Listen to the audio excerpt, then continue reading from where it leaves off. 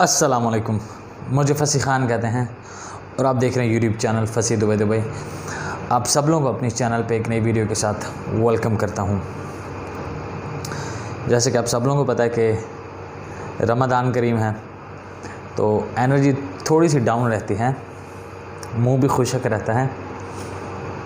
But एक बात करेंगे और देखें, बात करने का हरगिज़ ये पर्पज़ नहीं है कि कुछ नेगेटिविटी क्रिएट की जाए या किसी चीज़ को बुरा भला कहा जाए। बात करने का पर्पज़ हमेशा यही रहता है जब आप फसी दुबई पे देखते हैं, वो भी स्पेशली दुबई को लेके, कि जो गलतियां हमसे हुई हैं या जिन चीज़ों का हमें पता नहीं था वो आप तक पहुंचाई जाएं। आज से 5-6 साल पहले व्लॉगिंग स्टार्ट करने का पर्पज़ भी यही था, और उस टाइम से पहले मैं गारंटी के साथ ये बात कर सकता हूँ, उस टाइम से पहले कोई व्लॉगर नहीं था, ठीक है, जो आजकल उठे हुए लोग कि जो इन चीज़ों पे वीडियो बनाता। मुझे बड़े मैसेजेस और कॉल्स आते थे कि दुबई कुछ नहीं कह रहा, आपको पुलिस या CID ने अभी तक कुछ नहीं कहा, आप वीडियोस बना रहे हो।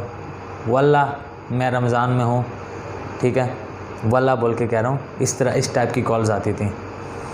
तो उसके बाद बड़े सारे चैनल्स आए और मेरे से भी बड़े ग्रो कर गए माशाल्लाह, मुझे खुशी होती है। सो बात करने का पर्पज़ क्या है कि अगर मैं कुछ बता रहा हूँ दुबई को लेके या बताता रहता हूँ तो उसका ये मतलब नहीं कि मैं अपनी फ्रस्ट्रेशन निकालता हूँ। अभी भी एक भाई से बात हो रही थी तो उसने कहा आपके पास कौन सा ऑप्शन है। मैंने कहा मेरे पास बहरीन के 2 ऑप्शन हैं, सिक्योरिटी गार्ड का और कंस्ट्रक्शन हेल्पर का। उसने कहा सिक्योरिटी गार्ड का क्या ऑप्शन है, मैंने सिक्योरिटी गार्ड का ऑप्शन बता दिया। तो अब बात क्या करनी है वो अब आगे बताता हूँ। कि उसने फिर कहा अच्छा इसकी क्या श्योरिटी होगी कि वीज़ा जेन्युइन होगा, स्कैम तो नहीं होगा, पहला क्वेश्चन उसने ये किया। मैंने कहा नहीं स्कैम कैसे स्कैम मतलब के, तो क्योंकि मैं फीडबैक लेते रहता हूँ कि लोग क्या कहते हैं या लोगों के साथ क्या हो रहा है।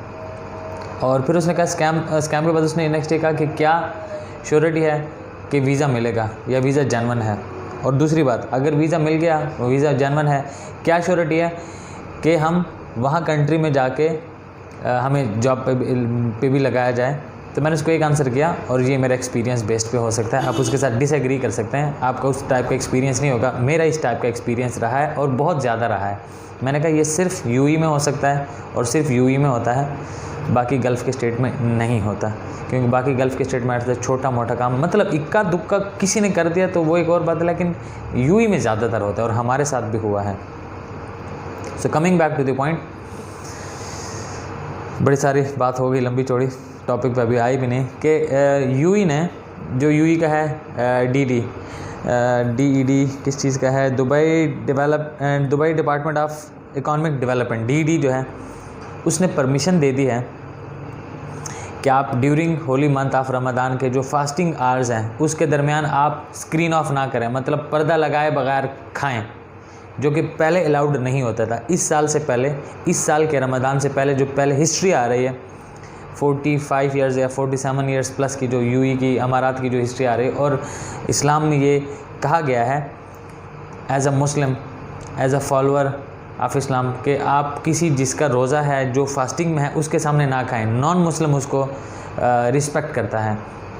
तो दुबई पहले इस चीज़ का बड़ा वो था कि हम इस तरह के हैं उस तरह के हैं, बड़ा इस्लामिक पॉइंट ऑफ व्यू से हमने भी जब कभी रोज़ा नहीं होता था, जब ड्यूटीज़ वगैरह करते रहे, जो सीधी बात है, तो मतलब इस चीज़ का बड़ा ही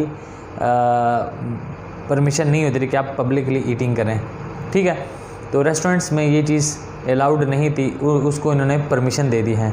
दूसरा, अगर फास्टिंग आवर्स के दौरान, ठीक है, आप ट्रेड करते होते रहे तो उनको परमिशन लेनी पड़ती थी, स्पेशल परमिशन होती थी। अब उस परमिशन की भी या उस परमिट की भी ज़रूरत नहीं, वो DED से आप ना लें, कोई टेंशन नहीं, उसी पे आप चलाते रहें जो पहले वाला आपका है।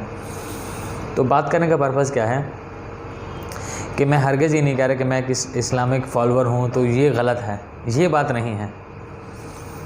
ये बात आपके साथ शेयर करके बताना क्या है कि देखो दुबई इतना जो इज़राइल का उन पे इम्पैक्ट है वो इतना ज़्यादा है और वो इतने इस टाइम बेयारो मददगार हैं, उनका कोई आसरा नहीं है। देखो आप इंडिया जाओगे, इंडिया बेसिक चीज़ें अपनी फॉलो करता है। अब पाकिस्तान आओगे, पाकिस्तान जितना गुर्बत से मर जाएगा वो अपनी बेसिक चीज़ें फॉलो करेगा, क्योंकि ये जितने भी ये कंट्रीज़ पुअर हो जाएं, इनका एक बेसिक स्ट्रक्चर है यूई का क्योंकि स्टार्ट से कोई बेसिक स्ट्रक्चर है ही नहीं, बस ये बिल्डिंग्स दिखा के, ये मॉल्स दिखा के, और ये फैक्ट है, बड़े सारे इन्वेस्टर्स जिन्होंने पैसे इन्वेस्ट किए हुए, ये उनकी सेइंग्स हैं कि यूई को अब मतलब मज़ीद उसको सस्टेन करने के लिए उसके पास क्या है आवाम को या लोगों को अट्रैक्ट करने के लिए, जो कि वो ऑलरेडी मैक्सिमम अपना शो कर चुके हैं। अब उन पे एक चीज़ है कि डाउनफॉल है, अब उसको सस्टेन करने के लिए इस तरह की हरकतें कर रहे हैं कि जो कि पहले नॉन मुस्लिम्स को एक्सेप्ट नहीं करते थे इस तरीके से कि during Holi month of Ramzan या ड्यूरिंग फास्टिंग आवर्स आप खाना खाओ या फूड सर्व करो, अब उसकी एक्सेप्टेबिलिटी पे भी आ गए। वाई? क्योंकि उनके हालात बहुत डिस्टर्ब हैं। और ये जो एक्सपो हो रहा है, आई विश अच्छा हो, लेकिन एक्सपो तक इन्होंने बड़ा पैसा कैश करना है, एक्सपो में भी बड़ा पैसा कैश करना है, और उसके बाद कुछ नहीं होना, उसके बाद सब कुछ ख़त्म। ये मेरा एजम्पशन है और ये भी मेरा एक्सपीरियंस है। अल्लाह करे ऐसे बिल्कुल ना हो, चलता रहे, हम भी लोग भेजते रहें 2-3 लोगों को, हम भी कंसल्टेंसी देते रहें। हाँ, इस टाइम पीरियड में बिल्कुल यूई में इन्वेस्ट ना करें। अगर आपको पुराने इन्वेस्टमेंट आ रहा है या पुराना काम आ रहा है तो उसको चलाते रहें, तो वो एक और बात है। खैर एनीवे, विद दिस थिंग अब बताना ये है कि आप लोग अच्छे तरीके से चीज़ों को अंडरस्टैंड करके और अवेयरनेस आपके अंदर हो, ठीक है। अवेयरनेस ये नहीं भाईजान कि फ़लाने भाई ने किसी से पैसे लेके उसको ठग लिया, ठीक है। वो जो ठग लिया वो तो एक सेपरेट पार्ट होता है, वो भी किसी वजह से होता है, ऐसे कोई नहीं ठग सकता, ये बात आप याद रखें। अगर आप इंडिया पाकिस्तान में बैठ के कोई ठग रहा है, ठीक है, तो उसके पीछे भी बड़े हाथ होते हैं। मैं उनको इनकरेज करने की बात नहीं कर रहा, मैं जस्ट बता रहा हूँ कि मतलब ये नहीं कि इनको ही सिर्फ बुरा भला कहा जाए या यही सिस्टम बुरा है, ये भी बुरा है जिसको कभी कोई बात नहीं करेगा इस चीज़ के बारे में कि हाँ रमज़ान में ये हो गया तो अब दुबई की क्या सिचुएशन है। हर बंदा बस ये कहेगा ठीक है दुबई सही है, क्योंकि उसके पास अच्छा घर होगा, अच्छी गाड़ी होगी, अच्छी गर्लफ्रेंड होगी, वो खुश है भाईजान, उसको दुबई से कोई गरज नहीं है। और ये जब हमारे पास भी थे तो हम भी इन चीज़ों पे बात नहीं करते थे, ये फैक्ट है। बट जब धक्के खाए और गोल गोल हो गए और चीज़ें पता चली तो अब बात इसलिए करते हैं। ये नहीं, देखो मेरे बात करने से ये नहीं कि मैं आपको रोक रहा हूँ या आप चले जाओगे या आप नहीं चले जाओगे, ये क्या मैं एक मतलब डिसाइसिव सी कोई बात, क्योंकि मैं अगर कोई बात करता हूँ, मेरे 500-600 वीडियोस पड़े कि Dubai Dubai Dubai Dubai Dubai Dubai, बिल्कुल ठीक था उस टाइम। अभी भी अगर आप जाते हो जॉब के लिए, यही 1000, 1200-1500 की जॉब आपको मिल जाएगी, लेकिन वो बड़ी जॉब्स नहीं है। और ये भी फैक्ट और रिसर्च की बेस पे मैं बात करूँ, जो पहले जॉब जब हमने आज से 12-15 साल पहले जॉब स्टार्ट की थी 3000 वाली, वो अब आ गई 1500 तक, 1700 तक, 1600 तक, विद मोर वर्किंग आवर्स। अब वो सिस्टम नहीं रहा। तो अगर जाना है स्टिल आपने वही मतलब प्लान करना है, जाएँ, लेकिन कम सैलरीज हैं और कम आपको वेज रेट मिलता है as compare to Gulf UAE Gulf के जो बाकी स्टेट्स हैं, उसमें आप अच्छा प्रोग्रेस कर सकते हैं। अब मैं ये नहीं कह रहा कि वो वहाँ से मुझे पैसे आने हैं, मैं भी उनको इसलिए प्रमोट करता हूँ क्योंकि वहाँ पे ठीक है, वहाँ पे रिफ़ंड का मतलब रेशो नहीं है। लड़का चला गया, लड़के को काम मिल गया, लड़का काम पे चला गया, स्टेबल है, दैट्स इट।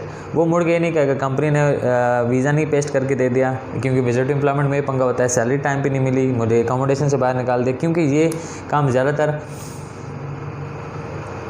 उसमें होता है, यूई में होता है। सो खैर एनीवे, डिसीजन आपका खुद का होता है। मेरा काम है आप लोगों के साथ फैक्ट्स एंड फिगर शेयर करना। तो फिर मिलते हैं किसी और टाइम एक और वीडियो के साथ। तब तक अगर अभी तक चैनल सब्सक्राइब नहीं किया तो चैनल सब्सक्राइब करें, बेल आइकन दबाते हैं और वीडियो पसंद करें। तो अल्लाह हाफ़िज़, बाय एंड टेक केयर।